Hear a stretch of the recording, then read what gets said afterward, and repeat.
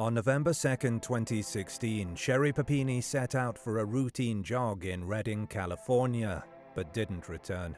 Her husband Keith and the community launched a desperate search, hoping to find the mother of two alive and safe. 3 weeks later, she reappeared on the side of a highway, bound, bruised, and with a harrowing tale of abduction. But as investigators began to take her story apart piece by piece, disturbing inconsistencies emerged. What truly occurred during those 3 weeks? The unraveling truth would reveal a shocking twist no one saw coming. Early life. Sherri Grafe was born on June 11, 1982 in California. She lived a fairly normal life and grew up in a close-knit family with her parents Richard and Loretta Grafe and older sister Sheila. When she was in 7th grade, she met Keith Papini, who would later become her husband. They shared their first kiss in 8th grade, but due to their young age, they went their separate ways. At 16, she dropped out of high school and ran away from home, spending time in various places like Los Angeles and the Bay Area. This period of her life was marked by rebellion. Her parents were concerned about her well-being. There were even police calls regarding Sherri harming herself and blaming it on her mother. Sherri's academic journey was interrupted by her troubled personal life. Although she dropped out of high school, she eventually earned her GED. Her early experiences shaped her personality. Friends described her as someone who often sought attention and validation. This need for affirmation would later manifest in more troubling ways during her adult life. Past relationships and marriage to Keith. After high school, Sherri found herself in a relationship that led to her first marriage. She married a man named David Dreyfus in 2006. This marriage, however, was not built on a strong foundation. Sherri struggled with the pressures of being a young wife and the expectations that came with it. And eventually, Sherri started talking to Keith again. Ultimately, the couple divorced after a few years, marking a turning point in Sherri's life and allowing her to restart her life with Keith. She moved in with him while her divorce with David was still being finalized. Sherri was eager to embrace this new chapter in her life. She quickly fell back in love with Keith. The childhood sweethearts bonded over their shared past and nostalgic memories. They were really happy to be reconnected again and described their relationship as a whirlwind romance. In 2009, they had a big fairy tale wedding and started planning their life together. Soon they welcomed 2 children into their lives named Tyler and Violet. From the outside, their family appeared picture perfect. Living in Redding, California, enjoying an idyllic suburban life. Sherri was known to be a responsible and caring mom, and she was really well liked in her community. Her kids were very well groomed and taken care of, and she played a very active role in their life. However, the events that occurred in November 2016 would turn their reality upside down. Day of abduction. In the fall of that year, Sherri started training for a marathon and would go out jogging regularly. So on November 2nd, 2016, she planned on doing exactly that after Keith left for work. Shortly before 11 a.m., she asked Keith if he'd be coming home for lunch, to which he responded no. The kids were at daycare, and Sherri set out for her routine jog in her neighborhood. It was an ordinary day, and she left her home around 11 a.m., with her cell phone and earbuds. She usually went on the same trail, which was about a mile from her house, near Sunrise Drive. Sometime during the jog, she was approached by a dark SUV with a woman in the passenger seat who asked for help. As Sherri stepped closer, she saw that the woman had a revolver in her hand. The woman told Sherri that she didn't want to hurt her, but Sherri had to comply. So as per the instructions, Sherri set her phone and earphones down on the ground. A pillowcase or a bag was thrown on her head, after which she was pushed in the vehicle, and it started moving. When Keith came home from work that day, he was not welcomed like usual. Normally, Sherri and the kids would greet him at the door, and they would share a loving family cuddle. So when Keith realized that the kids had not been picked up from daycare, he tried calling Sherri. After realizing that his wife wasn't picking up, he instinctively used the Find My iPhone app to track her phone. To his dismay, he discovered her discarded phone along with the earphones on the side of the road, about a mile from their home on Sunrise Drive. He drove around for a while, hoping to find her in that area, but failed. Keith immediately called the police to report his wife missing. The police came to the house to search for any clues related to Sherri's disappearance. Keith expressed his anguish publicly and said that it was excruciating to think about what might have happened to Sherri, but he held on to hope that she would return home safely. He was very shaken up about his wife's mysterious disappearance and made a direct public statement to the kidnappers, urging them to return his wife. He was determined to find her and was part of the on-ground searches for Sherri. The search intensified over the next few weeks, which helped the case gain a lot of national attention. It got so big that federal authorities got involved as well, and the case ended up on international headlines. The local community quickly rallied together to help search for her, with friends and family joining in the frantic effort to locate Sherri.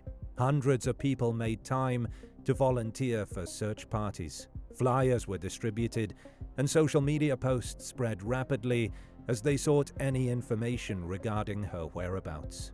Trudy Nickens, who led the search efforts, noted that hundreds and hundreds of people came out daily, showcasing the community's solidarity. Donations of food, water, and cash flooded in to support the search efforts.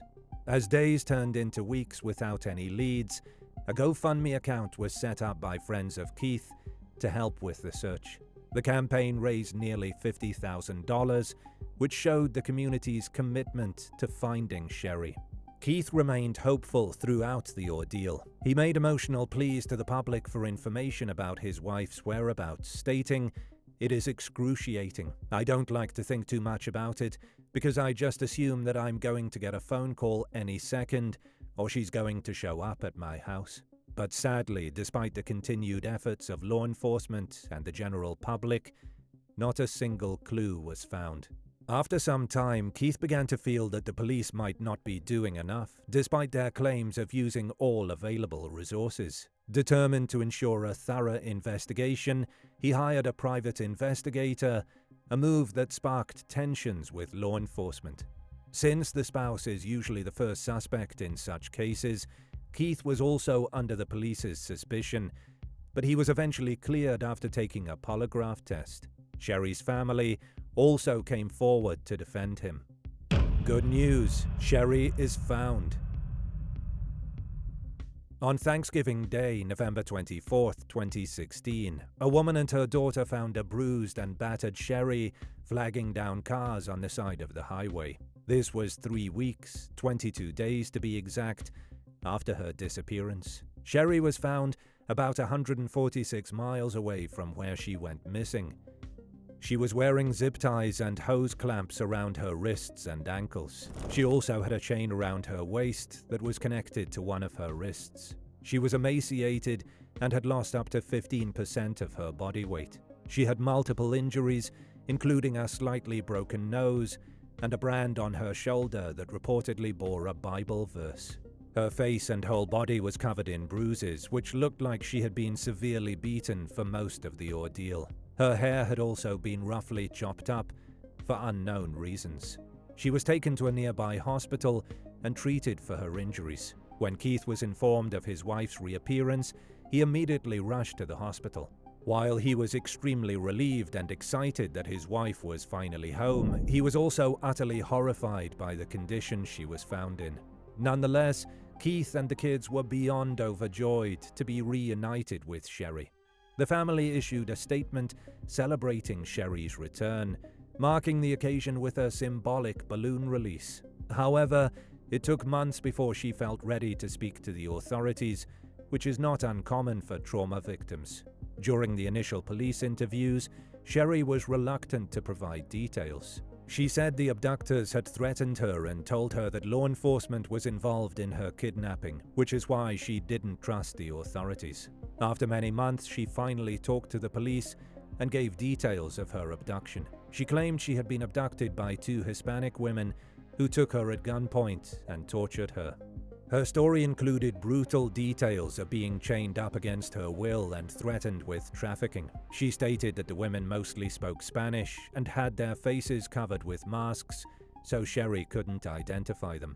Investigators noted several inconsistencies in her account, particularly regarding the branding on her shoulder. She provided conflicting explanations for how she got it, which raised suspicions among the detectives. However, it's common for trauma victims to confuse or misremember details of their abduction. But authorities wanted to know the motive behind her captors suddenly releasing her. According to Sherri, the day she was released, the two women were arguing. Then she heard a gunshot. After this, one of the women came into the room and put Sherri in the car, eventually releasing her. The police were yet to catch the kidnappers, so they made sketches of the two women based on the little details that Sherri relayed. During the investigation, police collected male DNA from Sherri's clothing and found that it did not match anyone she knew. This raised some eyebrows, as Sherri had stated that she had been kidnapped by two females. The DNA was put through the FBI's DNA index system for any potential matches, but none were found. This led them to dig deeper into Sherri's background and relationships. Police examined Sherri's phone records and found that she had been in contact with another man in the days leading up to her disappearance. This information suggested that there might be more to her story than she was revealing.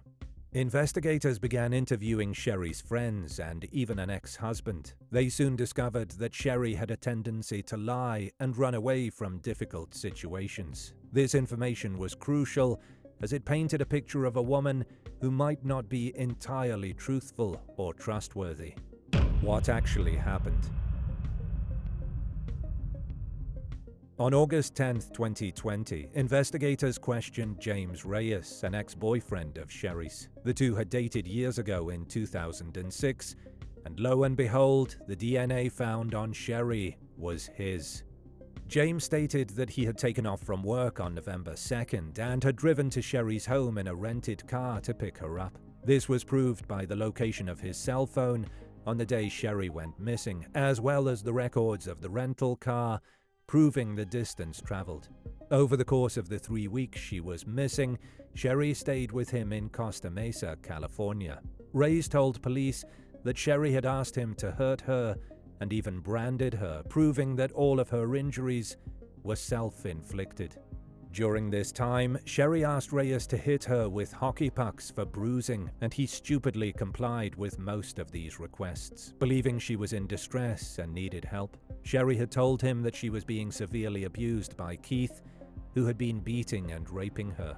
Sherri also limited her food to create an emaciated appearance and contracted rashes from cleaning supplies while staying at Reyes's apartment. You have no idea how much she committed to this role of victimhood.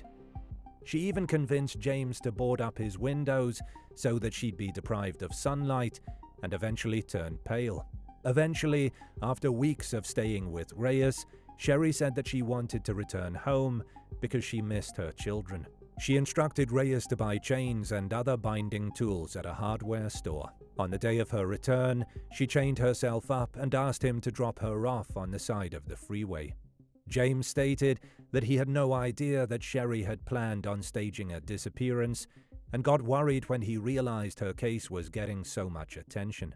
He thought it best to keep the info to himself unless approached by the authorities, which is how the truth got hidden for so long. Sherri and Reyes also used prepaid phones for all communication, which they later discarded, further lowering the risk of being caught by authorities. Eventually, on March 3, 2022, the FBI arrested Sherri based on, it's obvious, staging her abduction. It is said that Sherri tried to resist arrest and wasn't the least bit cooperative during the arrest. She was also charged with making false statements and engaging in mail fraud. Investigators revealed that she had received over $30,000 from the California Victim Compensation Board during her hoax. Aftermath.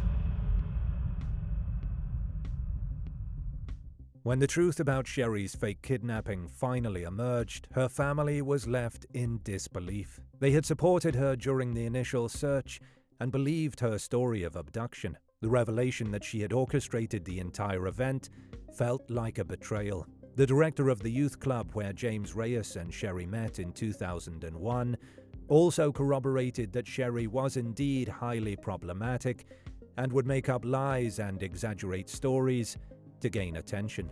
Family members were rightfully angry and confused, struggling to understand why Sherri would put them through such an ordeal.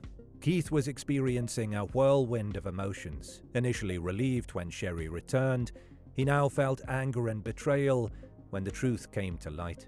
In interviews, Keith expressed his feelings of shock and anger, stating that he felt like the idiot husband who stayed around the whole time. The emotional toll on him was immense, leading him to file for divorce in April 2022, just weeks after Sherri pleaded guilty to her charges. He sought sole custody of their 2 children and emphasized that he needed to protect them from the aftermath of their mother's twisted actions.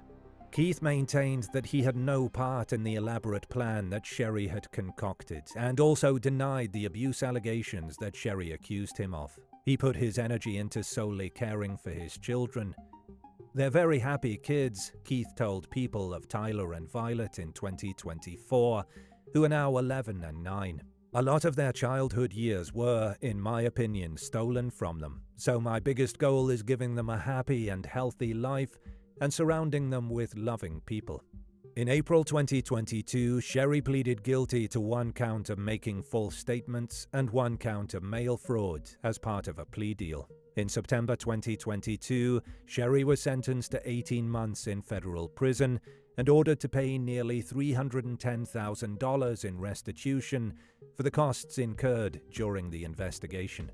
She only served 10 months in prison. During her sentencing hearing, she expressed remorse for her actions, stating, "I am guilty of lying. I am guilty of dishonor." On June 17, 2024, Keith, who had avoided the public eye, finally came forward and broke his silence on the matter. In an interview with ABC News, he stated that Sherri was extremely convincing. "She made us all believe that her story was true. Every single day she committed to the lie." He stated that the biggest victim of this hoax kidnapping was Sherri's own family. The community in Redding also felt betrayed, especially the Spanish people. Many residents who had supported Sherri during her disappearance expressed anger and disappointment upon learning that she had faked her kidnapping. Just imagine all the wasted efforts and finances that could have been used to help actual victims.